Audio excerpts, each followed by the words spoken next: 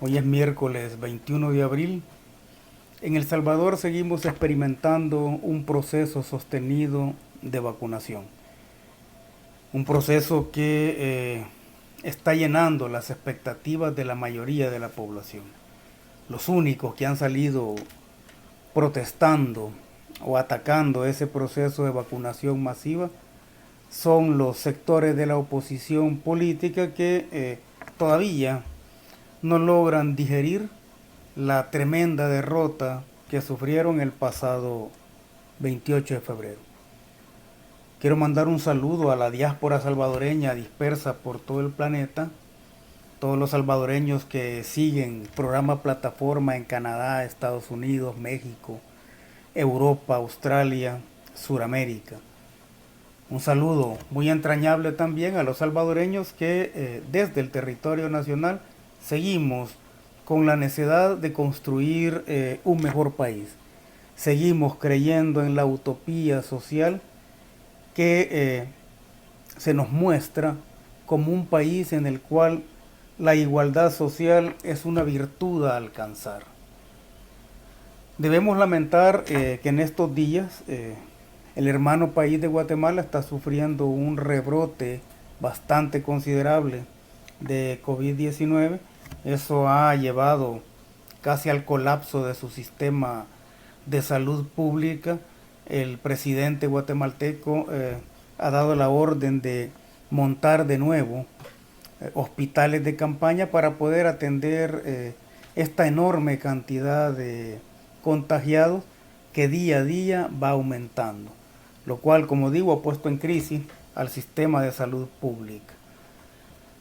El hecho de que el presidente Yamatei esté dando la orden de montar de nuevo los hospitales de campaña me lleva a reflexionar en torno a la decisión que tomó el presidente Nayib Bukele el año pasado, cuando recién iniciaba la cuarentena en el país, de construir un hospital, lo que hoy conocemos como Hospital El Salvador, y esa fue una decisión política por cuestiones ideológicas. Montar hospitales de campaña es paliar de la forma más superficial posible el problema de salud pública. Un problema de salud pública que los países centroamericanos no solo ven incrementado cuando se dan casos como los de la pandemia, sino que de manera consuetudinaria los ciudadanos de Centroamérica se enfrentan a un sistema de salud pública realmente deteriorado. Los hospitales de campaña lo único que hacen es resolver en lo inmediato un problema de crisis como las generadas por una pandemia, al igual que la que se dio con el COVID-19. Sin embargo, tomar la decisión de construir un hospital de primer nivel, eso ya está en otro nivel de concepción de lo que es la política pública en los países como el nuestro.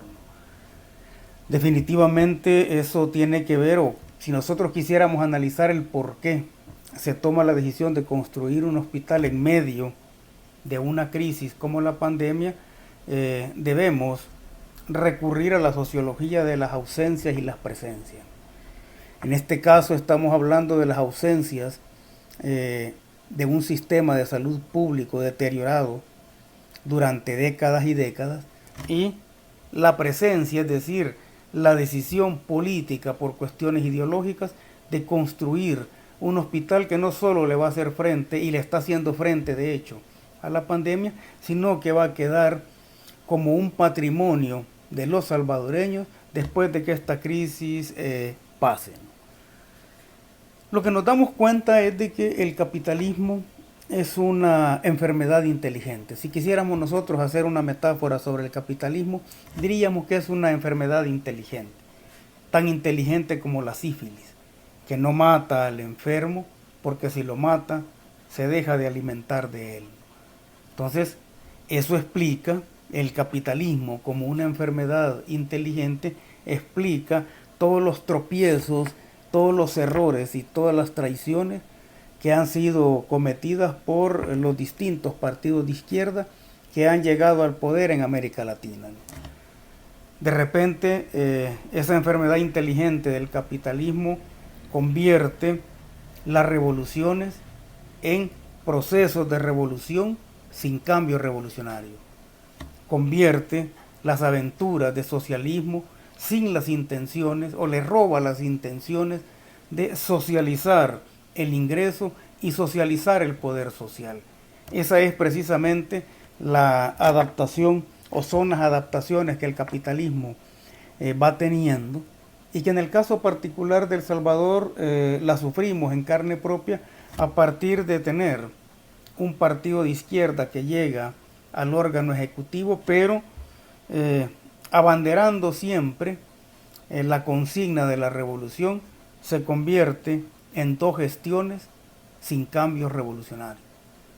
Se hablaba de la utopía socialista, o se hablaba todavía en términos de lo que sería esa utopía socialista, pero nunca se pretendió socializar ni el ingreso ni socializar el poder social.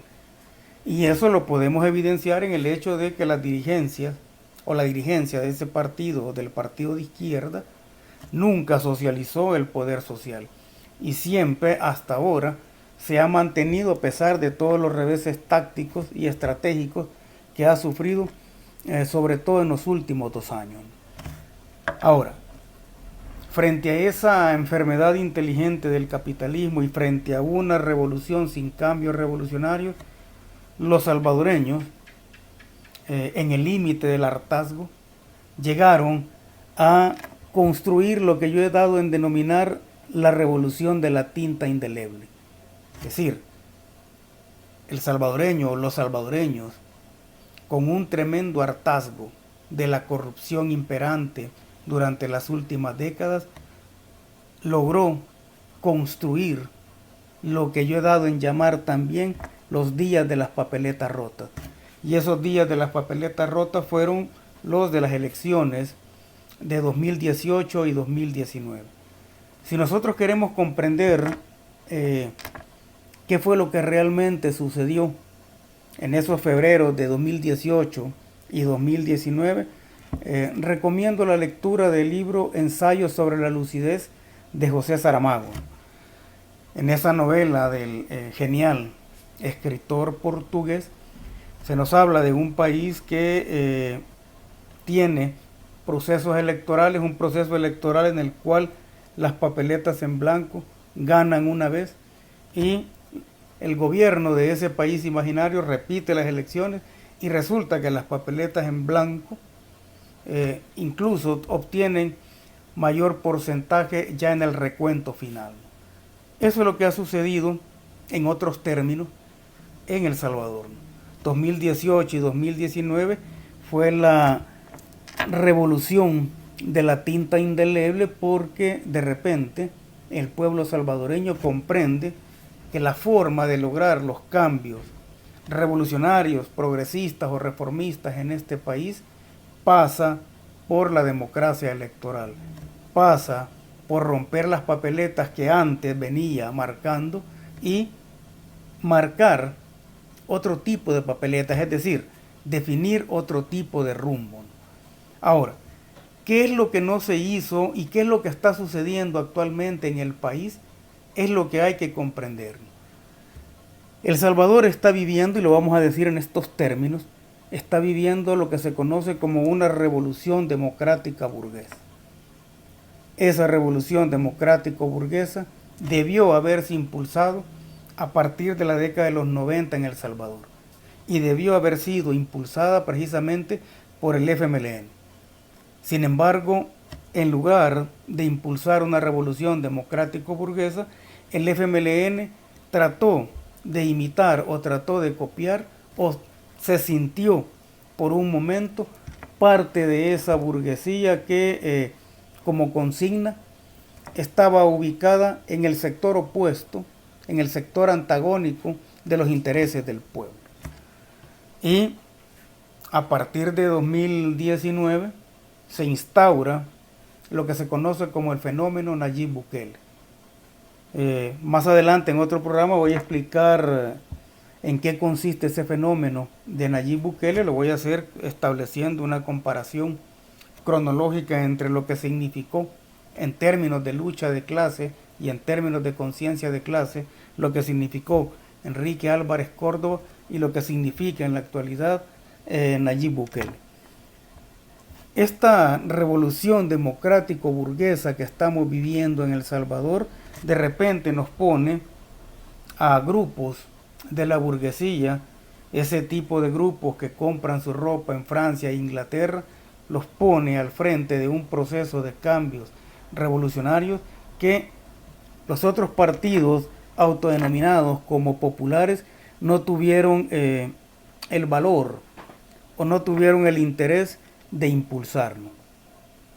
Entonces acá estos partidos, los partidos de la oposición en El Salvador, fueron convertidos, así en los últimos 2 años, han sido convertidos en los protagonistas de la táctica oportunista de la política salvadoreña. Estamos viviendo en este momento, en términos de pensamiento político, tenemos que definirlo de esa forma, estamos viviendo en este momento una revolución democrático-burguesa. Y ese proceso que vivimos, el reto que le presenta a los sectores populares es transformar esa revolución en una revolución ciudadano-popular. Acá estamos hablando de una acción política de nuevo tipo. Y en esa acción política de nuevo tipo, la tesis fundamental o la tesis táctica fundamental es que la hegemonía en esta revolución democrática burguesa, la hegemonía debe estar en manos del pueblo, en manos del ciudadano progresista. Y acá eso nos lleva a plantearnos de nuevo, tal como fue planteado en la década de los 80, nos lleva a plantearnos de nuevo la necesidad histórica de establecer o de construir gobiernos de alianza. En la década de los 80 se hablaba de un gobierno provisional de amplia participación. Hoy, en estos años, o sea, ya estamos en la segunda década del siglo XXI, hoy en estos años debemos hablar de un gobierno de amplia participación en el cual se está impulsando una revolución democrático-burguesa que va a beneficiar o debería beneficiar más al pueblo que a la burguesía. Es decir, esa revolución que consiste precisamente en limpiar la lógica política de la corrupción y la impunidad, en construir mecanismos de gobernabilidad que estén sustentados en el poder social, eso debe estar sobre la base de un poder ciudadano, debe estar sobre la base de la hegemonía del ciudadano progresista que logra que el mayor beneficiado de una revolución democrático-burguesa no sea la burguesía, sino que sea el pueblo. En tanto se consiguen reivindicaciones que lo llevan hasta el siglo XXI. Nosotros como salvadoreños, nosotros como pueblo salvadoreño, aún no hemos entrado al siglo XXI. Hay una serie de carencias que tienen que ver con la salud pública, con la educación, con el tipo de empleo, con la calidad y cantidad del salario, que nos ubican todavía como habitantes del siglo XX. Pues bien, la revolución democrático-burguesa lo que pretende o lo que debería lograr es ubicar al pueblo salvadoreño o lograr que el pueblo salvadoreño entre de lleno al siglo XXI. Acá estamos hablando de que esa revolución, a pesar de ser conducida por la burguesía, esa revolución debe ser la garantía de romper de una vez por todas con la corrupción y romper con el atraso que como país vivimos. Ese triunfo definitivo sobre la corrupción y sobre el atraso va a ser posible sobre lo que en sociología se conoce como el tercer estado dialéctico, es decir, el tercer estado está compuesto por todos aquellos ciudadanos sin privilegios que de repente reconocen y hacen suyo el poder social que en términos formales la lógica política le establece o le pone a la mano, ¿no? Ciertamente estamos hablando de que si es una revolución democrático-burguesa, es una readecuación de un sector de la burguesía, es una modernización de un sector de la burguesía. Y ese reacomodo de algún sector de la burguesía, porque hay otro sector que obviamente tiene un pensamiento que todavía es propio del siglo XIX, ese sector de la burguesía que piensa que se puede modernizar y que piensan que se pueden dar mayores beneficios al pueblo, es el que pretende abanderar o está abanderando en este momento esta revolución democrático-burguesa. Por supuesto que el sector más reaccionario de la burguesía siempre va a estar, en el caso particular de El Salvador, siempre va a estar afiliado política, electoral e ideológicamente con Arena y con el FMLN y con todos aquellos partidos políticos que son satélites. Y va a estar alineado también o va a ser defendido conceptualmente por todos aquellos académicos e intelectuales que tienen un pensamiento francamente reaccionario, en el límite de la imbecilidad.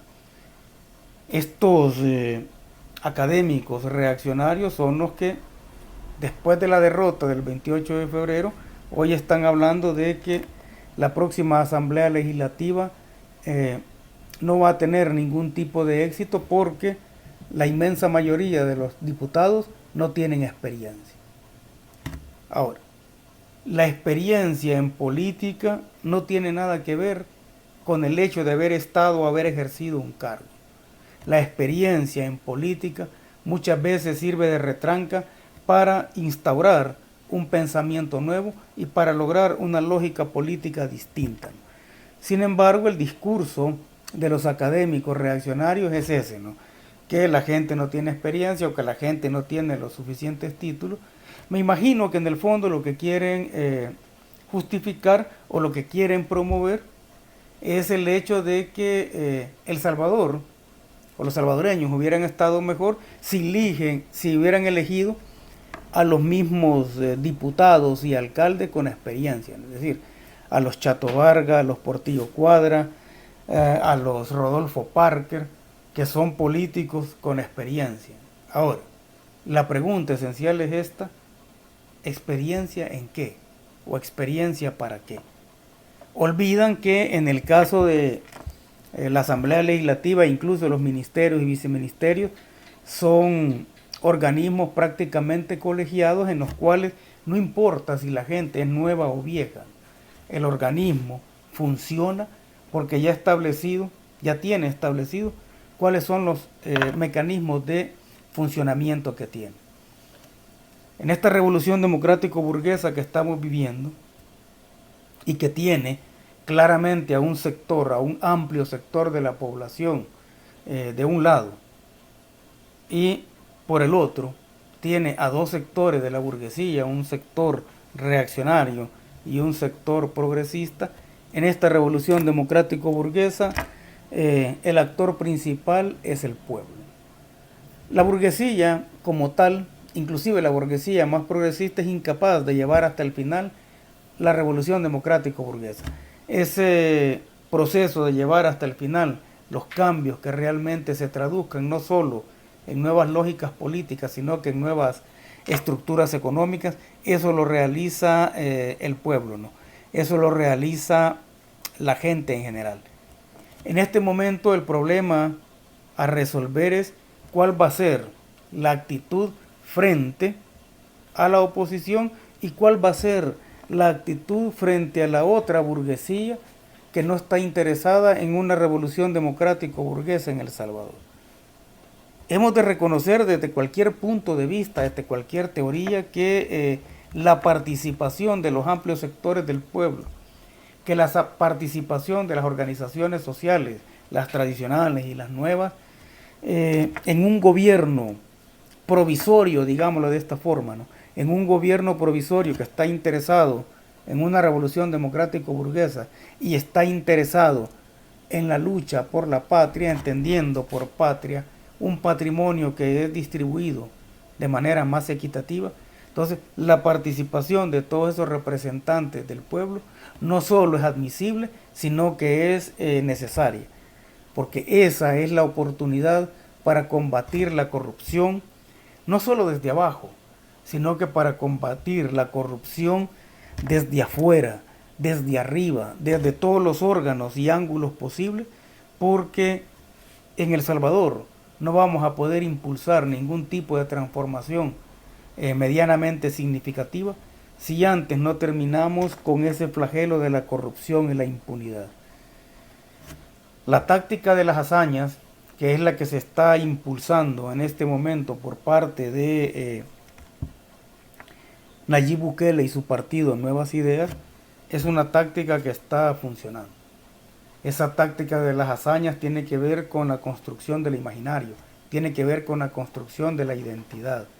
Esa táctica de las hazañas derrotó y está derrotando cada día a la táctica de las denuncias y los insultos y las acusaciones que los partidos de oposición todavía tienen como arma principal. En este momento, nosotros que vivimos unos intentos de revolución por la vía armada, en este momento, una revolución pacífica, una revolución de las papeletas, está capturada en un falso dilema. Y ese dilema es democracia o dictadura. Las definiciones las hace el imperio. El imperio es el que define qué es democracia, o para ellos solo es democracia lo que ellos dicen, y ellos definen también lo que es dictadura, y es todo aquello que se sale de lo que ellos han dicho. Pues bien, la dictadura no es una mala palabra en política si estamos hablando de una dictadura de la inmensa mayoría, si estamos hablando de una dictadura que es ejercida por el pueblo. No se puede desconocer el proceso popular, constitucional o constituyente, porque eso implica desconocer la conformación de un nuevo bloque histórico. Un nuevo bloque histórico que está compuesto por los oprimidos en clave de sujeto popular nacional. Estamos viviendo una revolución democrático-burguesa que va a beneficiar más al pueblo que a la propia burguesía. Ahora, que eso sea así depende del pueblo, depende de la visión que todos nosotros tengamos y depende sobre todo del compromiso que asumamos por ser parte de ese proceso de cambio, que no es el cambio que muchos soñaban, pero que es un paso necesario para poder dar los pasos siguientes.